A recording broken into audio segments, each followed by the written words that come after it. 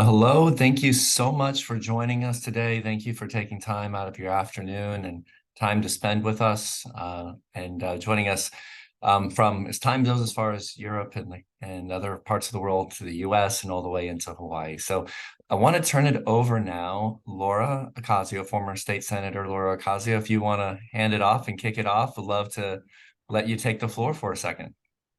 Aloha, John. Thank you so much, everyone, for being here worldwide, tuning in, and those of you who will see this on recording. It's truly my honor to be here to represent community members who are doing amazing things. I'll start with Uʻilani Naipo. She's a lineal descendant of Miloliʻi, South Kona, known as the last Hawaiian fishing village. She currently serves as a voice of the kupuna, ancestors as well as elders, seen and unseen, the Ohana of Miloliʻi and Kalani Hale for the Miloliʻi community-based subsistence fishing area strategic team that recently established rules for the Kapalilua district of South Kona.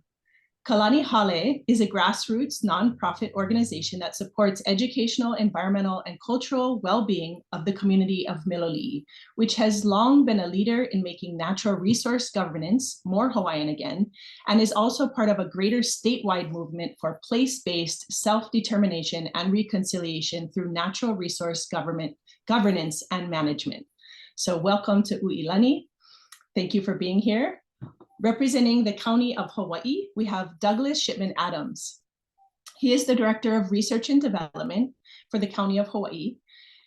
Doug served as an Army officer after graduating from West Point and has been active in a variety of nonprofit and public sector organizations here in Hawaii, as well as Vice Chair of W.H. Shipman Limited with his wife, Colonel Deb Lewis.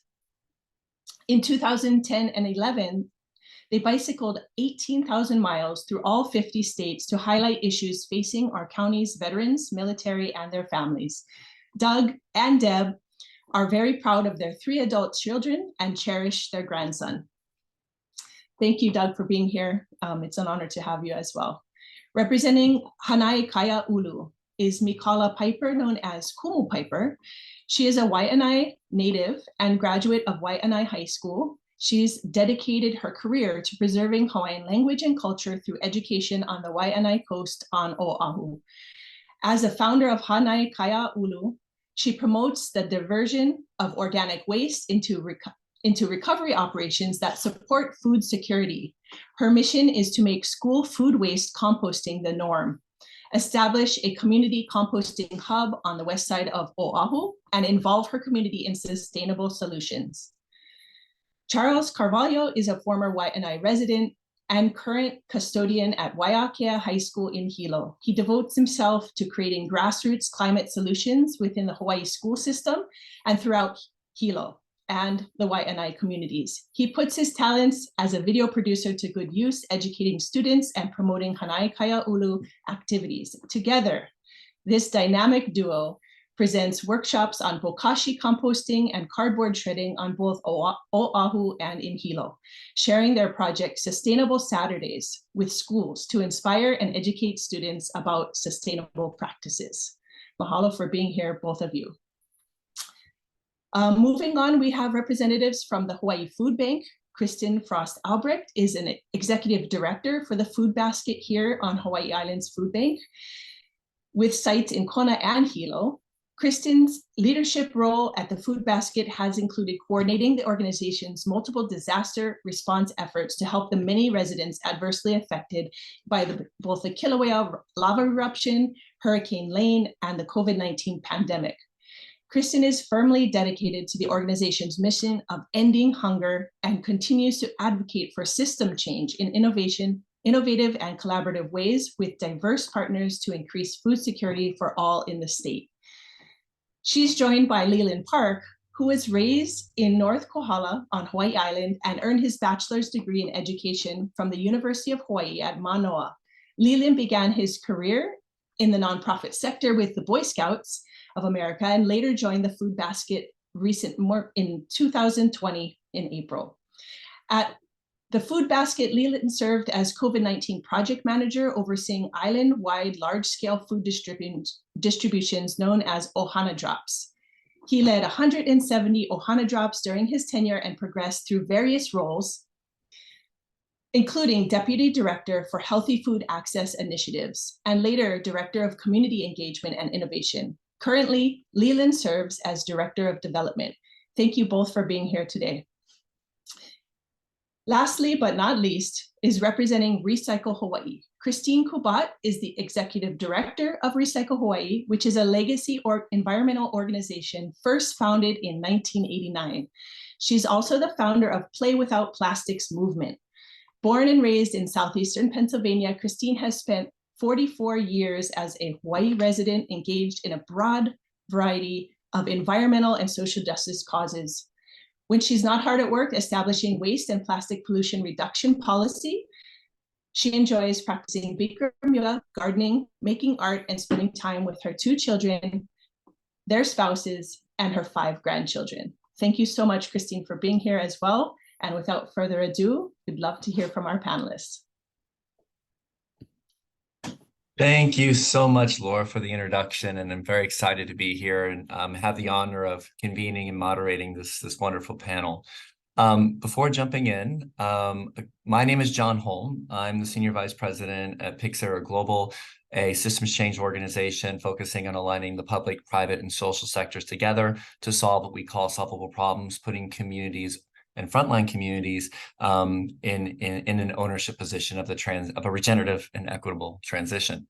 A couple of housekeeping items before we jump into some of the wonderful content that we have for you today. If you have any questions along the way it's going to work in 1 hour and 15 minutes. We're going to focus an hour on questions and Q&A with the panelists themselves. And then there's a 15-minute Q&A for the audience. Feel free in the Zoom box, you'll see a Q&A box. Please feel free to put any questions you have along the way, and we'll make sure to get to them at the very end. So what I would like to do now before jumping into really talking about this wonderful, wonderful conversation of what's happening in Hawaii around this conversation of circular economy is kind of frame a little bit the world we're in right now broadly. And so what I guess I'm going to share with you first is a little bit of the system that we're in and some of the facts that we're all kind of facing collectively as a planet that we need to look to address. I promise you that while some of this news is not necessarily the most positive, it's aspirational at the end because the solutions that we need to combat climate, to really put equity at the front of all the conversations exist. The solutions we need to be more regenerative, to be more equitable. It's a human solution. It's a human transition. And there's hope for us to get there with the folks on this conversation, driving a lot of that hope and inspiration for the world to see. So a little bit of framing when we look at the world as it is currently right now. And I'm just going to share 4 facts to frame. 1, 6 of the 9 planetary boundaries that we live in the space are transgressed. What that means essentially is the Earth is now well outside of the safe operating space for humanity and the world and its ecosystem. There's a lot of work that we have to do to right the ship, to change our extractive and consumption-minded ways, and really look at figuring out how we can get within those limits and evolve and emancipate ourselves to be a better version of humanity that we've seen. Number 2, I really want to talk a little bit about power dynamics. And a lot of this conversation is about, you'll see communities really taking ownership and really taking the lead on a lot of these solutions and the amazing work these folks are doing. But the power dynamics that be right now, in 2022 alone, global fossil fuel subsidies accounted for $5.9 trillion. That's roughly $11 million a minute. And so when you're thinking about that alone, a lot of the money around the world is going still into extractive oil and gas sectors. That needs to change. And I think that's one of the things that we're going to look at addressing is seeing that there are solutions that are regenerative, that are renewable, that not only can work, but actually are healing for the world that we live in. And also, I want to bring out that while the Paris Accords were celebrated back when they were signed, the oil and gas sector has collectively walked back on all of their commitments from the Paris Accords and the renewable energy commitments that they put on the table. They're walking back from it. And this week alone, Exxon just announced their acquisition of Pioneer Natural Resources for $65.5 billion US. So when you're looking at consolidation, when you're thinking about the conversation today, again, think through a little bit of how we transition from extraction, but also think about the power dynamics that are controlling a lot of the decision-making processes that our communities are having to bear the brunt of. Next, 8 of the richest people in the world own the same wealth as 3.5 billion people on the planet. That's roughly half the planet. And that's an inequity that we have not yet seen on this planet. So again, things to think about when we start talking about climate, equity, and then economic development. And last but not least, there's a lot of work that we can do as individuals to be better stewards of the environment, better stewards of the world. But 20 companies alone produce 1/3 of the global CO2 emissions. So when we're really talking through the solutions that exist, yes, we need to take individual and community accountability of our work, but we also need to look at the system itself and advocate for better systems that enable the work that we need to do that is regenerative and equitable in nature. But I don't want to despair. I want to spend the time more looking at hope. A lot of these solutions exist. And when I got to meet the Hawaii team, and specifically Kristine and Laura, and converse, it was about a year ago, I got so excited to hear about the work of the people on the ground and how the cities and how the communities were working together to be stewards of nature, to be stewards of humanity. And a lot of the lessons there was like, wow, this is what we really need to unlock for a better world.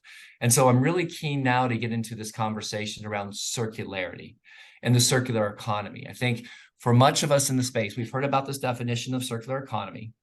But what we want to really look through is, what does it mean in the local communities themselves? What does it mean to these people spending their time and giving their time and energy today to educate and share their stories with you? And so on that note, I want to turn it over to you folks now. And I want to ask you one question, which leads into another. One, what does circularity mean to you? And then how does that refer to your community? And how do you look at that? So Uʻilani, I want to start with you first, please. Little bit again, what does circular, and excuse me if my language skills are hurting a little bit, so see you laughing, but share your definition of, it's okay, your definition of circularity, what it means to you in your community. Great. Thank you so much, Laura, for the introduction, and John for leading our discussion this morning, well, this evening for some of you. So a little context about how I define circularity and the reason why I do so. I really have to paint the picture of what it means in my community, because we are in the middle of the Pacific, and we are island people. And if you zoom into my community, I'm specifically talking about a traditional Hawaiian fishing village. And so my community is known as the last Hawaiian fishing village. And the reason being because we're very staunch in keeping to our traditional fishing practices. And so circularity for my community means those traditional practices to secure our food and our subsistence lifestyle. And so everything centers around my community and the fishing grounds that we steward. And so it's not just being, we have a reputation of being very skilled fishermen, but it's also having the discipline and the know-how to be stewards of those resources. And so I think with circularity, we have all these different initiatives on how resilient we can be as a community, but it really has to reflect the values of that particular community, whether we zoom into my particular community or we zoom out to our entire state of Hawaii. And I think that's why we all have in common here. We can contribute to the bigger picture. And sometimes we overlap several different communities and have, contributing factors of making all of us and our communities more resilient. And so, yeah, it really is about food security and sustaining our fishing grounds. Yeah. Fantastic. And I love how you shared stewards of your community, stewards of the fish, stewards of your resources, right? And so you're thinking through, and I didn't hear recycling. What I heard is stewards of keeping it in use and maximizing and having a relationship with your resources. I want to transition now to Hānai Kaiāulu team. And look at Charles and look at Mikala and come to you. What are the same question to you? You're doing amazing work on the ground there. what are you seeing as your definition of circularity and how it relates to your community? Aloha kakahia kakako. I am on Oahu. My name is Mikala Pieper, and the circular economy is actually an old system, and it's called the Ahupua'a system in Hawaiian culture, right? The land division from the mountain to the sea, the reciprocity between the people. So we're just going back to what we did already. This is nothing new, so exchanging of resources, turning that into food, turning that into good soil, whatever it means to you, whatever verbiage you want to use. But I'm just going to focus on Hawaiian culture. And there's a term that Hawaiian language uses, Heali'i ka'aina he kaua ke kanaka. Yeah, the land is chief and we are merely its servants. We are here to take care of the land. So when you can culturally connect people to the aina, for me, being on the West Side, Waianae, been in the news, forever been on the news, yeah? Cultural connection is addiction prevention. Yeah, cultural connection is suicide prevention for my people and my community, and what I face with students and people just in my community. So we do a shared response. That's our response to climate change, and we created our cardboard shredding sustainable Saturday project. Amazing. Thank you for that. And Charles, do you have any additions you want to make? Basically, and also focusing on our future generation as well. Yeah, being that we do both work for the DOE, it's vital and critical that we do educate the next generation, which is our kiki, our children. They're our future leaders, so it's our responsibility, kuleana, as their mentors, as their adults, to raise them the right way. So, amazing. So obligation, it's the obligation to take care of and steward the land for future generations. And I want to go back to some of the insights we just took from that. The terminology used is a framework of how you live your life. It's not a term, it's just a culture, it's an ethos of who you are. And I think that's a critical pivot point when you're looking at, waste. Waste is a privilege, right? That's not a thing that most of the world can really get their heads around. Waste is a resource, waste is a community, and it's not even waste, it's value. The term waste is not negative, it's just reusing, and that reusing community. And I love, Charles, your point of the obligation to make sure that future generations have the same or even a better chance at learning and engaging on those same resources. Thank you. Let's move to the food basket. And Leelen, hi, how are you? Thanks for being here today. Same question to you, sir.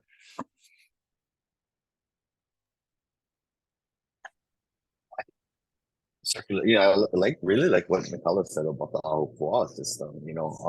For the Big Island alone, we used to be able to self-sustain. All the food that we created here was given to the people, and we could feed the people with whatever lands we had. And I think that's critical. I mean, now, and correct me if I'm wrong, Kristin, but what is it, 80% of our food we bring in from the mainland now. And I think that's, we have the resources here, we have the land. How can we better utilize it to make sure that we keep the people fed? And that's kind of the mission of the food basket here. We're really trying to end hunger, and by ending hunger, we need to be a little bit more sustainable and be able to keep our food here and educate our keiki, our children, to be able to understand what kind of foods we can create here. And I think that's important. Thank you for that. Kristin, do you have any other additional insights? No, I think that was really well said. I think the other thing we're trying to do at the food basket is really shore up our producers. As a food bank, we are purchasing a great deal of our food from local producers in order to make sure that our people that we serve have really great food to eat that makes them feel good and is healthy, which is not honestly one of the things that people can often say about a food bank. So we are trying our best to do that. It also limits incredible amount of waste. We just are able to to purchase it off the fields and then put it out into our community. So. Amazing. And so one thing I want to take from that one is the prioritizing of local value chains and local systems over a global system, and really trying to lean in and actually be in one and be in spirit with that. That's great. Thank you for that, Kristin. I want to come now, and I want to pivot to Douglas really quickly. Hi, Douglas. It's good seeing you again. Question for you around this idea of circularity, and you're hearing some really wonderful examples around the community. What do you see from your perspective working for the County of Hawaii? What do you see as an overall definition around circularity and what you're trying to lift up? What are the types of parts of circularity that you're trying to prioritize in the work that you're doing? Yeah, thanks, John, and thanks, Pyxera, as well as ReLondon and Georgina, who's in the background setting this up. And really, I agree, hearing the variety of comments and perspectives on this topic is, it's really meaningful to hear that. And from the county perspective, obviously I'm here representing a portion of the government. We're kind of at the tip of the spear, if you will, in the whole construct. And what we're looking at is really about relatively new. There has not been much government resource that's been kind of focused on trying to develop a circular or regenerative economy kind of concept. As a government, we have some tools that we have the ability to support our economy with, or influence the direction of the economy, and but we are not the runner of the market the way it currently exists here, for example. And I use market as a particular phrase because I understand that there are different ways that different economic sectors will operate. But the one that we have right now is a market system, and our ability to start with a design concept. The funny thing about a circular concept, of course, is that it's a circle. And so where do you start? And I think for us, we're looking in particular at the design element, because the way we have seen it, it's what we're operating, and Leelen pointed it out. You know, we're an 80, 90% import of our goods, including our foods, including our energy, for our transportation sector. That's what we're importing, and we have to reduce that. We have to reduce it in the sense of the amounts of food that we're bringing in. But I think it's also fair to say we're not going to completely stop all imports of food, because we are used to choice, we expect choice, and we're not capable necessarily providing all the kinds of food that people want here. But food security is a key element, and our ability to reduce the amount that we bring in here is going to do a number of things, not the least of which is create demand within the market structure for the producers that we have, particularly on this island. And that's why we're leaning into, as the food basket knows and as others knows, we are leaning into the idea of using the producers, of making sure that the producers that we have a market system that they can utilize, and then the institutional producer or purchasers that are here on the island and also part of the state government will be a part of that demand structure.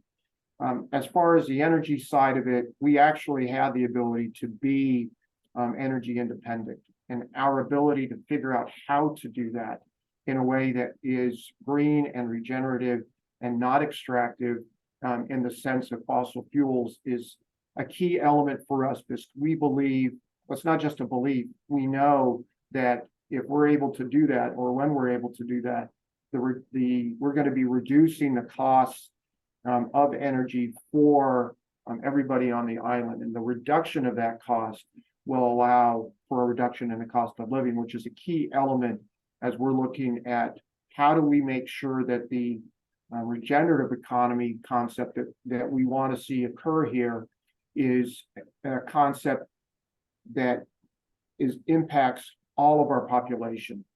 We're particularly focused on our marginal populations, marginalized populations, the vulnerable populations. Our ability to make sure that whatever we do in this space does not leave anybody behind is key to us. And so those are some of the areas that we're looking at. And finally, I would say we've put some resources. We've identified some of the folks that we actually have in our department here within the county to focus on circular economy and regenerative economy concepts and see where we're able to help with this process, whether it's in the business community, the food sector, or the energy area. Thank you for that. And I think a couple of things for the audience to listen to is that you have also a city administrator saying the term regenerative economy and talking about a holistic version of what this is, not just related to waste streams. And Kristine, I want to come to you a little bit because, gosh, we met about a year and a half ago now. We've been in a lot of dialogue and conversations. You've been a great partner and ally. I think one of the things that we talked about immediately was this idea of circular economy being recycling and packaging. And what I really appreciate about you is this concept of prioritizing reuse. So what you're seeing with the great work that you're doing with Recycle Hawaii, can you walk us through a little bit through your definition of circularity and then kind of how reuse plays a part in that from where you sit? So we find circularity in nature, and it's not like we have to invent it. So the closer we get to nature, the more circular we become. I think what's also important there is this concept of indigenous-led, because indigenous cultures, as we've heard, that is the standard, that's their legacy. So the closer we get to Hawaiian culture, the closer we get to circularity. And then, yeah, Doug, it is a circle. Where do you start? Where we start is a trash can, a dumpster, the landfill. I'm at a point in my life where I get to choose what I'm going to do with my life, and I've only got so many years left. So I'm in the waste sector and the preventing waste sector, because to me, every time the cycle breaks down, it's going to break down at a trash can, a dumpster. That's where the cycles are breaking down. So let's just go right there. And okay, then what does that mean? We're going to prevent things from ending up these valuable resources that are being extracted at great cost. And now all of a sudden you don't want it anymore. Like, okay, relax. You don't want it. Let's not take it and throw it in a black bag with a bunch of rotting meat and other things and turn it into trash. So again, intervening, I call that the trash point. We want to get right in there at that point where somebody's going to turn something into trash and say, okay, what else can be done with it? And there's so many opportunities. And we have to start looking at that, as the forefront, as the front lines for circularity, because we're not going to be able to keep looking back to the earth. What are we going to take out of the earth? What tree are we going to cut down? Where are these things going to come from? We need to start looking at the things around us that are already there, that have already been made, already been manufactured. And the fact that somebody else doesn't want it anymore doesn't mean it's destined to go to a landfill. So recycling, you would think Recycle Hawaii, we're just the strongest champions of recycling out there. No, actually, we're not. Recycling is not the answer. We are not going to recycle our way out of any of this, especially plastic pollution, which is something I'm terribly concerned about. And we need to move to reuse. So in the past couple of years, we've been championing Senate Bill 1458 is the latest iteration of it. 1458, make Hawaii the reuse state. That's our slogan. We just want to leapfrog ahead and not be investing in recycling. Once money gets invested in something, then it's got its own circularity where you have to keep feeding that beast. And if we set up recycling plants here in Hawaii, we are going to have to keep having plastic come in to be recycled there. We just want to leapfrog right to reuse. And we've made great strides over the past couple of months. We learned that a $1.5 million grant is coming to our community. Yay, research and development. Yay, Department of Environmental Management. And we're going to be able to invest in reuse infrastructure. One of the things I love so much about the food basket is they not only talk about making food, they talk about putting it in reusable containers, yay, and washing it right there. And what we're seeing is the same infrastructure we need to reuse containers, glass containers or metal containers, or even plastic. I'm like not excited about that, but whatever. Is the same infrastructure we need to fill that, so the certified kitchen where the container is going to get washed and sterilized is the same infrastructure where it can get filled with local food. So that's when it starts to get circular. You might get a little dizzy at some point, but that's what we're all looking for. And that's how we see it. Let's get dizzy with circular. I think that's great. Love it. I think a couple of points. I think one thing that when we talk about, the work with the Circular City Coalition, which is really trying to develop top-down and bottom-up connection points to enable a just and regenerative transition towards decarbonization, is really thinking through what you just said. I think a lot of it comes through the policy levers from a city, from a state, and from a federal context. So thank you, Kristine, for raising the flag in Senator Acasio, former Senator Acasio, to raise the flag of reuse. I mean, I got so geeked and excited because it was like, yes, let's just bypass the recycling and get straight to putting reuse on the front of the table, which gets us to a fun question here. And I want to come back to Uʻilani to come back with a question around your circular narrative and what are you excited about when you're seeing the work that you're doing in the space? What gets you excited? What gets you out of bed in the morning that's a little bit new, that has not been there, that you see kind of growing, or a spirit that you see coming up that you can provide some specific context to? Yes.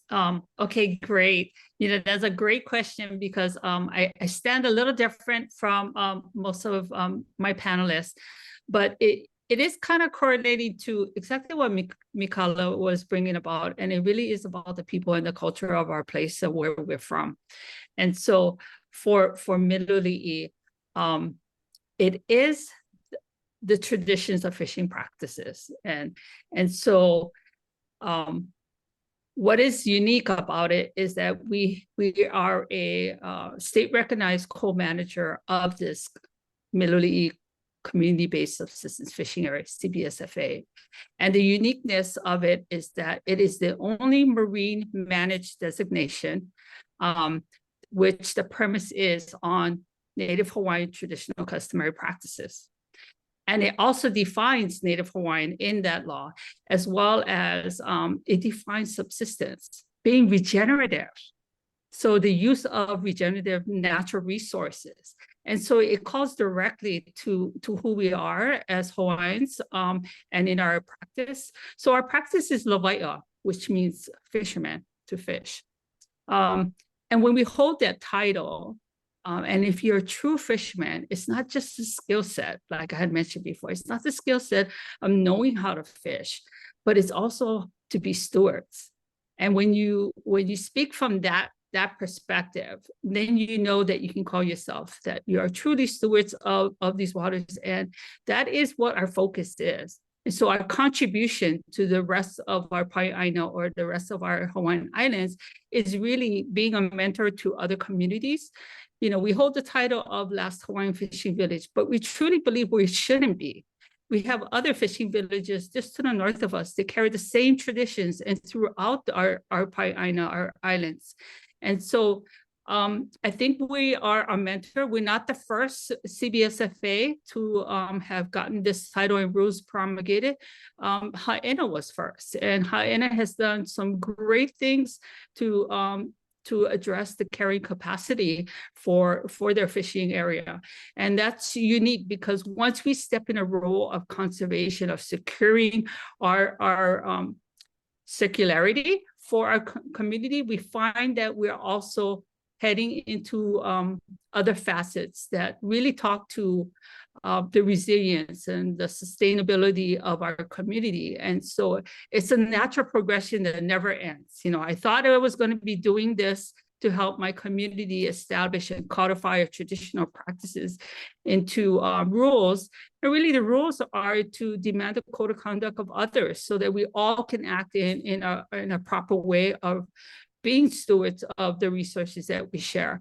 And so, yeah, that's the uniqueness. But I'm really excited every morning to think that, you know, my community and the generational knowledge that was given to us are still being carried on, but also recognized by state agencies so that we can carry the work and distribute the good work. And hopefully what I envision is to see, you know, many more community-based subsistence fishing areas. They're community-led, they're driven, and they express the values of that particular community, yet they feed everyone. So our narrative is to protect the natural resources and make it abundant and responsible for the code of conduct of people that come into our fishing grounds, but we feed people, and not just our own community, but even outside of our community.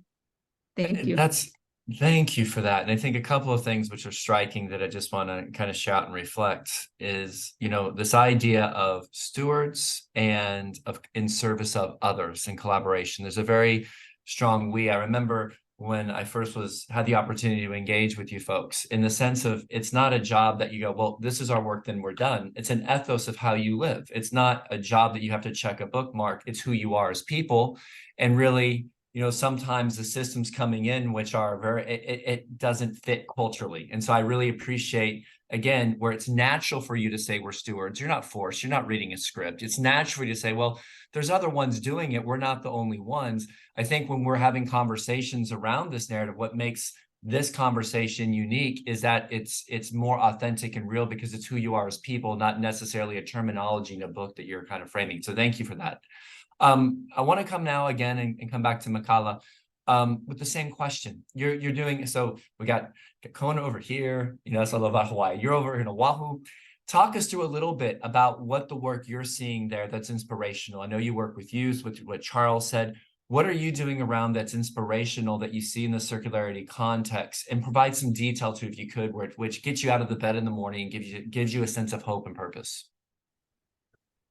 I think what gets me excited is, you know, even the focus on, I believe Leelen said 80 to 90% of our food gets imported, but that I believe that's the same amount that gets exported. So when we talk about environmental justice or injustices in the west side of Oahu, right, that's where I live. That's where our community thrive or is trying to thrive, you know, so environmental justice is very important. I look forward, actually everyone looks forward to the data that we collect. Like that's important too, collecting the data. They're always striving to be better, to get more food, more data, more cardboard, and see what they can do. And now they really are switching that, you know, that mindset of that's not just opala or rubbish, right? It's a resource. Like what we can do to, we need the soil, we need the cardboard, we need, you know, food for people. We're feeding people with our food garden and our projects. So environmental injustices is, I think, another key element to what Hānai Kaiāulu is. Hānai is to take care, is another form of malama, but Hānai is actually like a term to foster or nurture or to take care of forever. Yeah, and sort of the community here is like, oh, we'll go malama aina for 1 hour, 2 hours. But when you Hānai someone, you take in them, you adopt them. That really is what it is. You adopt them. So Hānai means to adopt or foster or nurture forever. Kaiāulu is community. So other terms we focus on is, which I need to make it easier for the community and students, is your koleana is to kokua your Kaiāulu, right? So your responsibility is to contribute or to help your community in this way. You know, we have like this many people trying to do everything, but we just really need everyone to do one thing. You know, if we can get everyone doing just one thing, like, okay, composting your food waste. Okay, let's start changing up our water bottles and getting to flasks. All the schools have water dispensers for the students, you know, looking at ways like that and how we can better our shifting mindsets. I think that's the hard part. Yeah, shifting mindsets is hard, but I love the idea too, again, of using some of that same work of nurturing community stewardship and seeing ownership or seeing some action and activity around people changing their behaviors. It's hard, but once it goes, it can catch on, right? Thank you for that. Charles, coming to you with the same question. for me, it's really what my wahine or Mikala has been doing for community as well as her students. And, you know, most recently, back in December of 2022, her students had won $25,000 ASB award for their business idea as far as utilizing that shredded cardboard and turning it into an aina-friendly planting pot.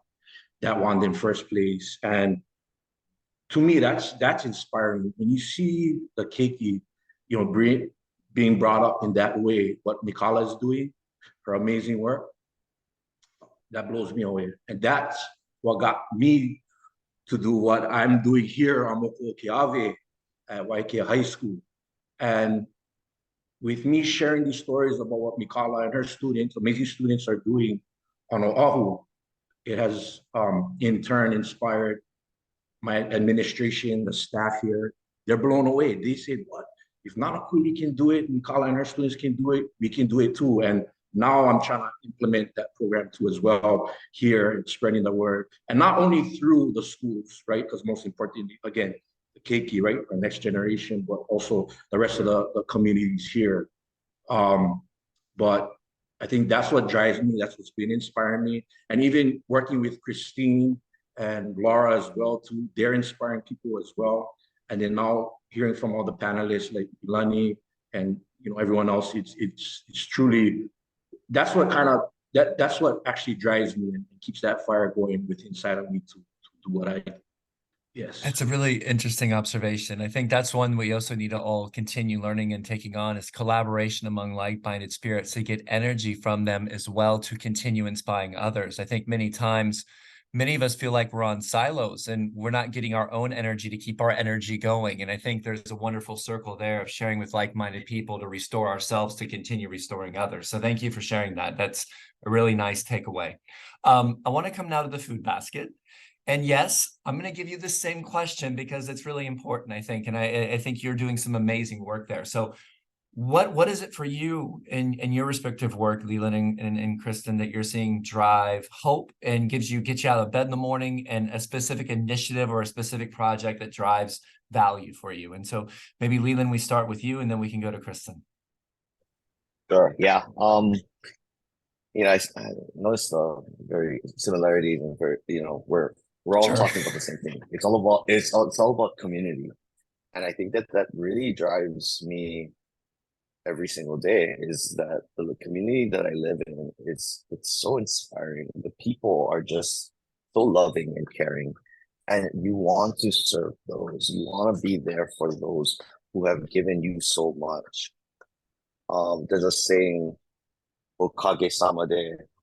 It's a Japanese saying. It's basically, I am who I am because of you.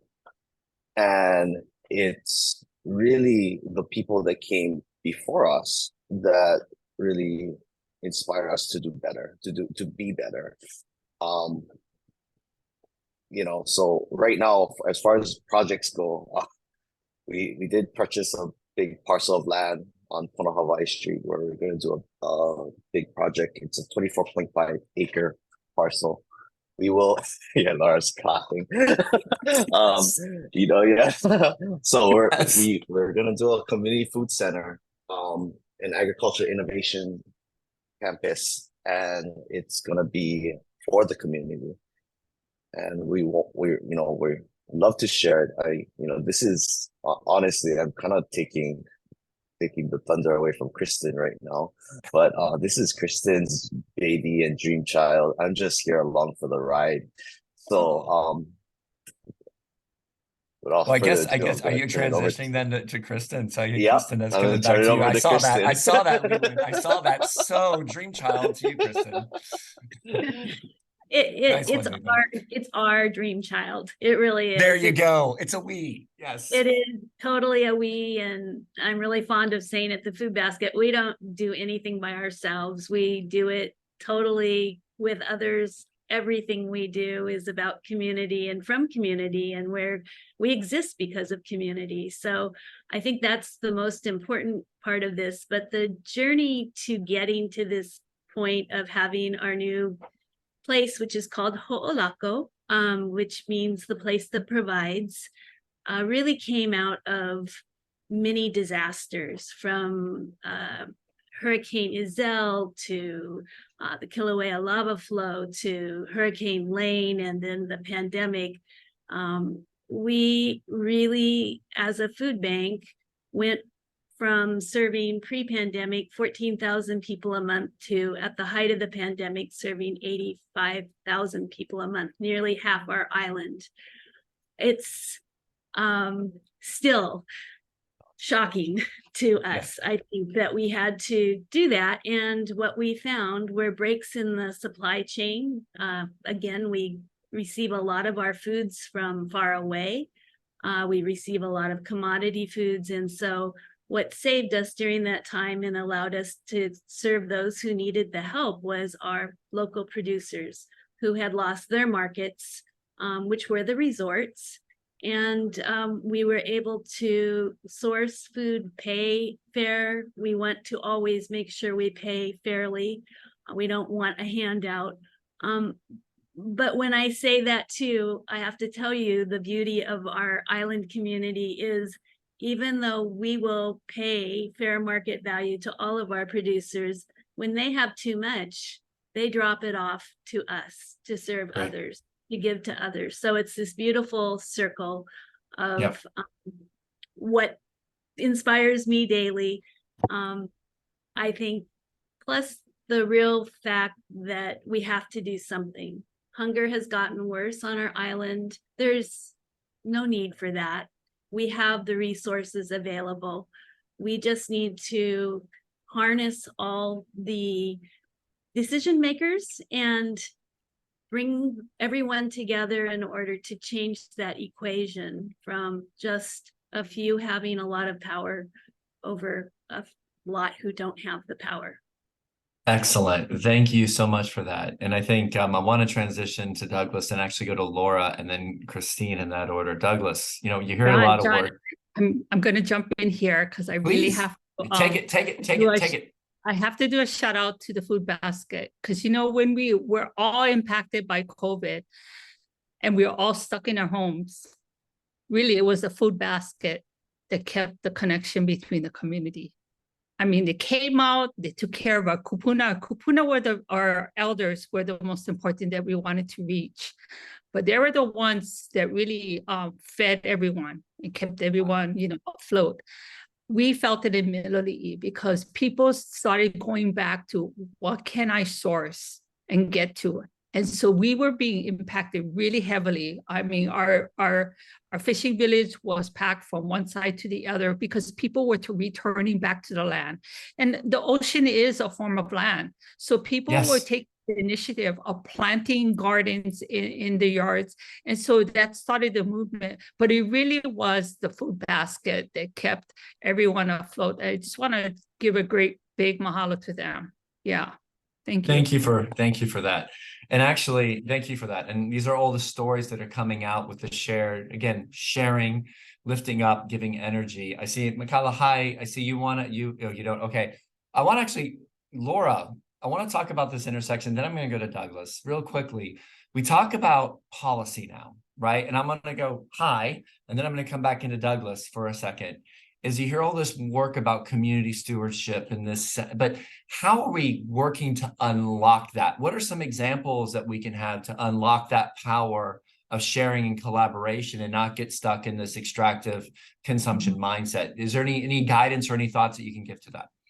Thank you. One of the most inspiring pieces of legislation that we were able to help shepherd was farm to school. And Doug mentioned it in terms of procurement opportunities that we have. And of course, it relates to everything that everyone else has spoken, but in terms of cultivating palates in our keiki and getting them to understand the foods that we really need to be eating and that are prevalent in our community from our growers, but to be able to really source that. Of course, Kristin mentioned the legislative and political will, which is really important then to have legislators in those spaces who understand circularity, who understand this connection between every single one of us on this call, but also that it webs out and that everyone so just really focusing on more community-based civic leadership in that arena of policy and legislation, as opposed to something that I think we've been used to, which is fear-based and dependent. And so moving from this dependent model to independence, and it really has cross section in terms of what Uʻilani talks about with reconciliation and all of these connections, right? So it's really about uplifting these, and it is also about continuing the collaborative efforts within our state lawmakers, with our county, who implement a lot of these more local solutions, and to really come at it from a place of solution-minded and rather than transactional and leveraging.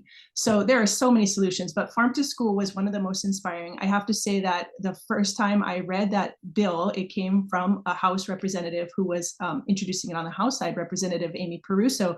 I literally cried. It brought me to tears instantly, because I felt like this is why I'm here.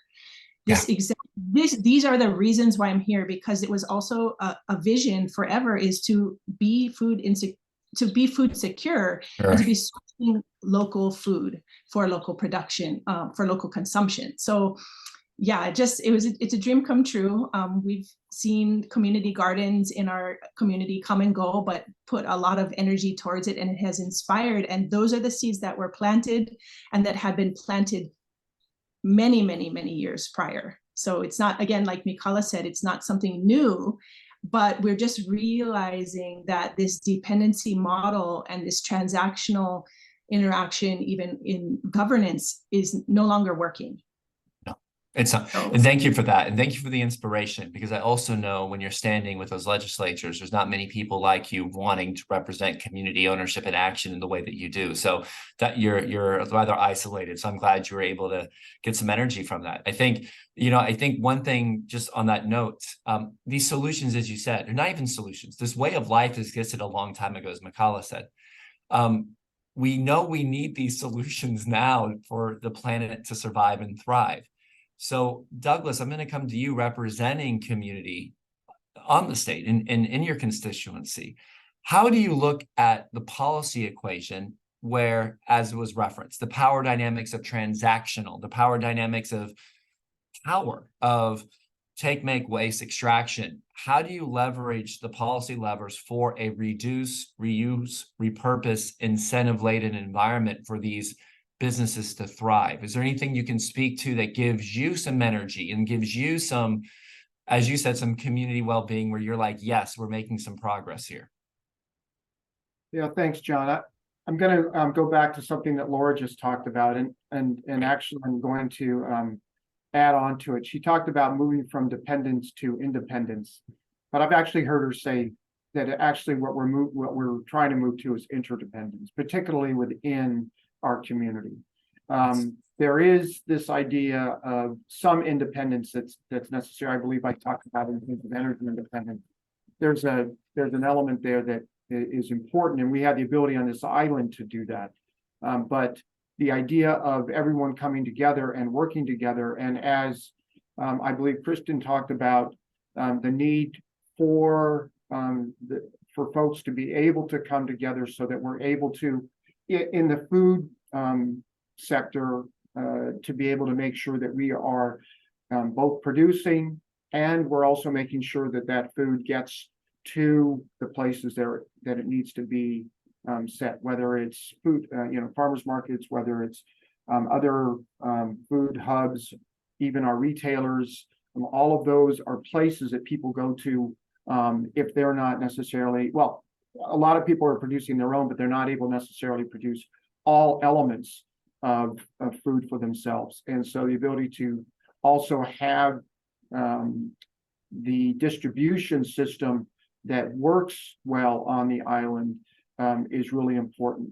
So to get to your question a little bit more directly, for me, when I think about the responsibilities that we have, we've heard about community, we've heard about moving from a transactional to more of a transformational way of governing.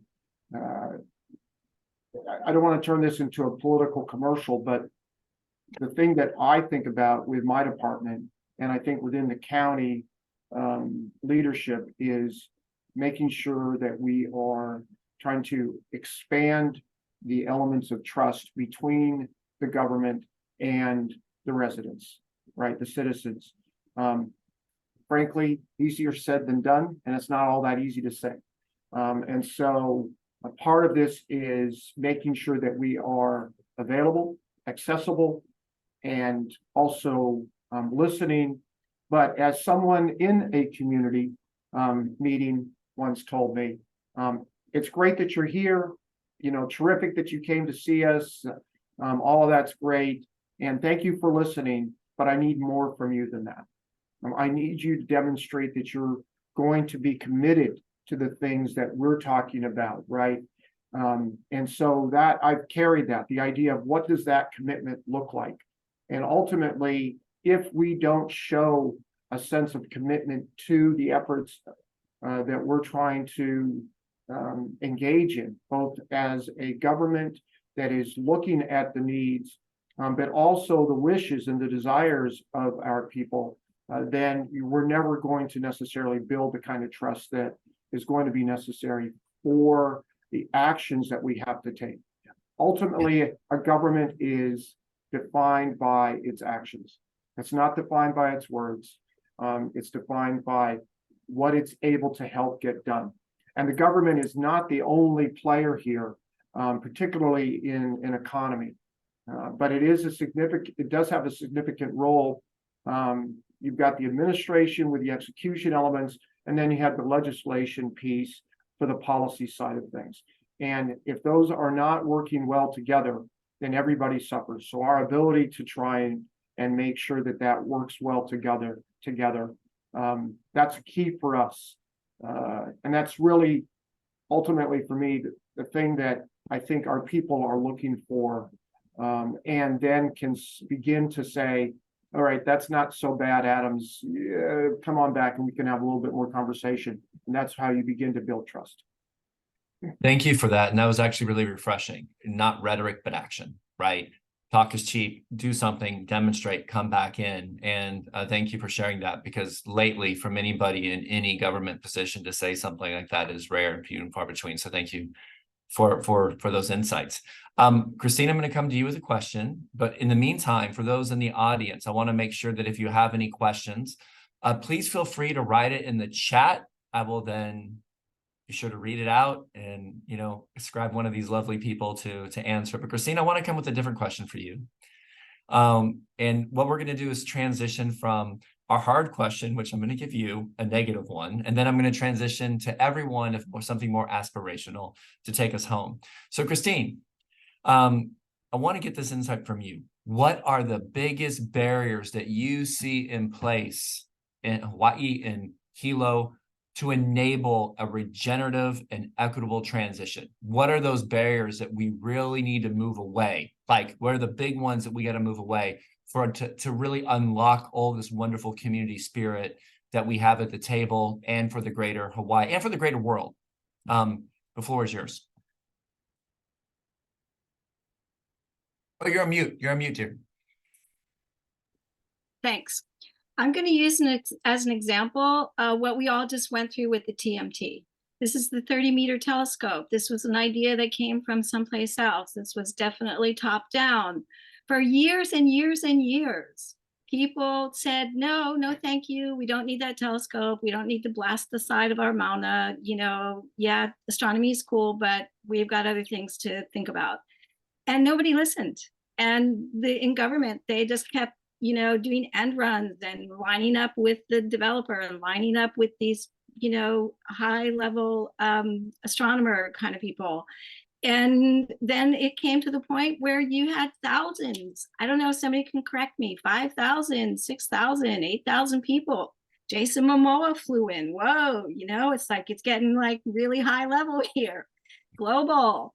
And still we have even our county government aligning with the developers, like not listening. Wow, that doesn't work, you know? But ironically, what really did work in that is you had this cross-pollination of people, clearly indigenous led from all over the state. And everybody wanted to be like, oh, you people, you're protesting, you're against everything. How can you be against astronomy? Astronomy's so cool. And they were talking to each other. And they were like, how did it end up like this? And then there was all this discussion and education around the illegal occupation of of Hawaii. And like, okay, what are we going to do? And then at the same time, there was like this actual village that came together, and they had to feed each other and they had to take care of each other. And to me, I've been like engaged in environmental and social justice from the minute I landed, pretty much 44 years ago. And what happened on Mauna Kea around the TMT, I've never seen anything like it. It was like the watershed moment, because people came down from that Mauna and they were like, you know what? Government is not the answer. It's us. And here's what we're going to do. And people had so many ideas. And we're here in Hilo, like that was like the direct from the Mauna to the airport. We were just like every day. And it was just all this cross-pollination and all of this inspiration. And so Laura and I working together when we were at the Senate, so much of what we did was built on that.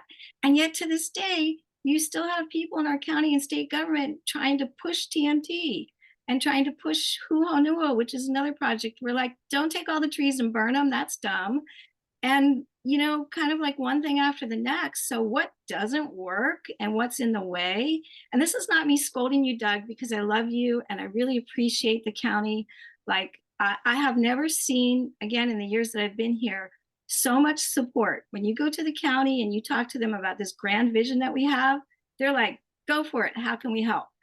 But Great. really, honestly, stop pushing these big, huge projects that we don't want and just make rich people richer and don't serve us, please. Was that fair. radical? That's perfect. I love how you can take something negative though and find a really good element out of you. That's Kristine Kubat in a nutshell. Thank you, Kristine. That's great. What I want to do for the last 10 minutes here is to take a second and imagine this conversation right now, and everything belong our wildest dreams has happened. We have policy that's enabling community spirit. We're really looking at sourcing everything locally. What would be in 5 to 10 years? Like, what would be the best case scenario of your organization and your people with this concept of circularity? Where will we be 5 to 10 years from now in a dream scenario? And so, Uʻilani, I have to come with you to start. If you can take it from there and paint a picture for us, that would be so helpful. You know, I think Miloliʻi is right in its space that it should be to serve the island. And, you know, our CBSFA, right in its title, subsistence fishing area, it is designed to provide and sustain the abundance so that it can be a food source. And I think it marries up perfectly with the food basket and a lot of our local farmers, because from, you know, Mauka to Makai, having a map and a network of all our food sources locally grown, and then the food basket, you know, facilitating our food that we have to source externally. But just like Kristin's background, and I love it because it identifies all the foods that are what we can grow here and what we do grow here. And it reflects the values, because we're a melting pot of different nationalities. So when you feed people, and this is the thing, when you feed people, you feed with intention. And so when you feed the foods of our kupuna, our elders, or what you grow, that tells you about the values that we have. And so it's feeding not only with the food itself, but spiritually. And so that's so very important in the culture that we live here in Hawaii. And so I think that, you know, Miloliʻi will be one of those food spots, if you will, that will be serving the island. And I think we need more of it. And so I think, just like what I explained earlier, is that I believe that we should have a map, and Miloliʻi will be on that map as one of those food hubs. Amazing. I like that. Thank you so much for that. And you had a question, which I'll send you offline from Mike here online. So we'll come back with that separately. But we have 7 minutes left. So I would say Mikala and Charles, one of you, if you can take it. So one of you per organization moving forward, what would be the great ambition, the great thing that you would like to see in a perfect dream scenario for your organization in Hawaii in the next 5 to 10 years? We'd like to have food waste normalized on our school campuses, considering you have students, considering you have food, and considering the state really, right, that they take care of hospitals, prisons, and schools. I mean, those two already, the jails and the schools, they have people there, they have students there, and they could all be learning and working. It just baffles me that there's an ag class or a natural resource class, and schools are not mandated or directed to compost their own food waste. Amazing. Like school is only 10 months. Like, we can do it on our own campuses. Love that. Like, that's very clear. Love it. And I think one thing was interesting in our conversation with Atlanta, one of this morning, one of the participants said, remove the term waste. Why is it even called waste? It's just a resource. So how about changing the language of it to something different? I was like, oh my gosh, so good. Thank you, Colin. And thank you, Charles. Thank you for both spending your time with us today. I want to now transition to Leelen and Kristin. So same question to you, something to take us home, inspirational, 5 to 10 years, dream scenario. What's going on with the food bank? What are you seeing in the circularity conversation? And they pause. Leelen. Well, I'm going to say something that Leelen always says, that if we meet our mission of ending hunger, we will all be out of jobs. And we're okay with that. We want to see that happen. We want to be unemployed because hunger is no more. They'll hire you to do something else transformative. I love that, right? Like, do so well that you earn yourself out of a job. We say that in the nonprofit community, where when all communities thrive, we don't have a job. That's great. That's amazing, Kristin. Thank you, and Leelen, and thank you both for providing your energy and your time and your value here today. Really appreciate it. Now I'm going to transition here to Mr. Adams. Mr. Adams, the same question to you. We have a regulatory environment 5 to 10 years from now. And actually, this is going to go to you too, Laura. What's your dream scenario? Yeah, my dream scenario actually is that we have enough places to live and enough opportunity for our keiki to be able to continue to live here and not have to leave. And then the other thing I would say is that we will always have problems. I just want the problems in 10 years to be different problems than we have today. Wow. Okay, very good. So a whole different set of problems like survival. So really baseline problems of living. You have a whole new set of service suites. That's great. Laura, I'm going to come to you. I already saw in the chat, let's vote in Pono candidates. So yay. So I'm going to jump on that platform. But separately, 5 to 10 years from now, you have a legislative environment. You come in. What's the dream scenario and circularity for you with Hawaii? I would say definitely that legislation and policy, as well as our priorities in terms of state funding, go to all of the circular economy and regenerative projects that we've talked about here today, and then some. I would like to also echo that we've, solved the hunger solution, situation, and that everyone is fed, and that our dependency is flipped the other way around in terms of our food production. So I would like to see that our schools are procuring 90% locally produced food, that our kids are involved in agriculture on a daily basis as a really inherent survival and sharing, that we also learn in that whole process that our curriculum is tied into this, to all of this doing, including, instead of single-use plastic forks that every single DOE student uses every single day, every single meal, that goes straight to the landfill, instead that there's a curriculum and teachers like our custodian at Waiakea, who is now also a kumu in that respect. And so, where our teachers are also working in the food service and teaching the kids how to do this as a really empowering place of responsibility and kuleana, that we all have a responsibility to this, and that we all love it and we all own it, and that these connections that we're making right now continue to deepen, but really predominantly that we have a legislature and an administration that can deliver on all of these things, and that we see this system as circular as well. So mahalo. Brilliant. Thank you so much. And thank you for your time and bringing us together as well, Laura. I appreciate it. Last but not least, Kristine, the same question to you now. 5 to 10 years, what is your dream scenario? 5 to 10 years from now, we've diverted at least 70% of the materials that go to the landfill towards waste to wealth programs. And, people are not taking things that they don't want anymore and throwing in a black bag with other disgusting things and turning them into trash. Like, we just wouldn't even think about doing that. Amazing. So big scale behavior change and wealth creation, as you're saying, coming from waste, and maybe the term waste even going away. Well, on that note, I want to thank each and every one of you for taking your time, spending your energy with us, giving it to everyone here. And what I would love to see is that the work that you're doing here be used as a leverage point for the rest of the world to kind of copy and replicate on building a community spirit of circular economy that's lived on and demonstrated again and again and again. So thank you so much for your time. Thank you very much for joining us, participants online. Thank you for joining the webinar. And I want to wish every single one of you a beautiful, beautiful day. So thank you again. Take care. Bye. Aloha. Thank you. Oh, thank you, John, and thanks everyone. Mahalo. Aloha. Mahalo. Aloha.